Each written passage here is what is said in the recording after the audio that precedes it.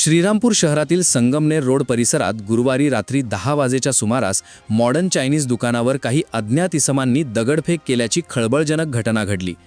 पाण्याच्या बाटलीच्या पैशांवरून झालेल्या किरकोळ वादाचं रूपांतर दगडफेकीत झाले। या घटनेमुळे शहरात काही काळ तणावाचे वातावरण निर्माण झाले होते। मात्र पोलिसांनी तातडीने हस्तक्षेप करत परिस्थिती नियंत्रणात आणली आहे। मिळालेल्या माहितीनुसार संगमनेर रोडवरील मॉडर्न चायनीज दुकानावर पाण्याच्या बाटलीच्या पैशांवरून वाद झाला। या वादातून काही अज्ञात तरुणांनी मॉडर्न चायनीज दुकानावर दगडफेक केली, ज्यामध्ये हॉटेलचे नुकसान झाले आहे। घटनेची माहिती मिळताच पोलिसांनी घटनास्थळी धाव घेतली।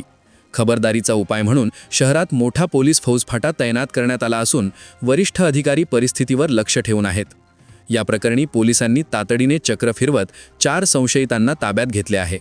ही घटना अचानक घडलेल्या वादातून झाली असून यामागे कोणताही पूर्वनियोजित कट किंवा सामाजिक पार्श्वभूमी नसल्याचे पोलिसांनी स्पष्ट केले आहे। नागरिकांनी सोशल मीडियावरील कोणत्याही खोट्या अफवांवर विश्वास ठेवू नये।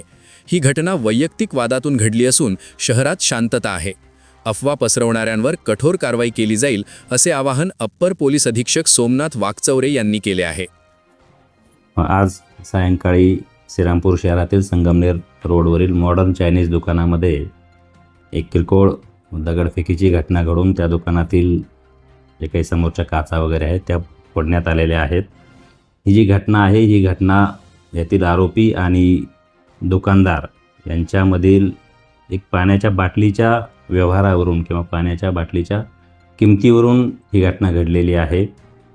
ही घटना कोणत्याही पूर्वीच्या कारणावरून किंवा कोणीतरी फूस दिल्याच्या कारणावरून किंवा कोणीतरी या घटनेच्या मागे आहे असं काही कारण नाही। अगदी आकस्मिक कारणातून ही घटना घडलेली आहे। या घटनेला कोणत्याही स्वरूपाचा जातीय किंवा धार्मिक रंग देण्याचा कोणी प्रयत्न करू नये। यातील जे काही 4 आरोपी आहेत ते आपण ताब्यात देखील घेतलेले आहेत।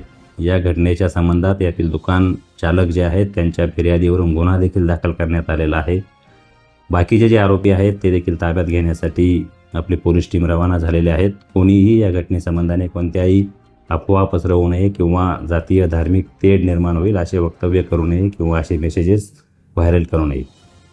याविषयी एस न्यूज मराठी वाहिनीने घेतलेला ब्युरो रिपोर्ट।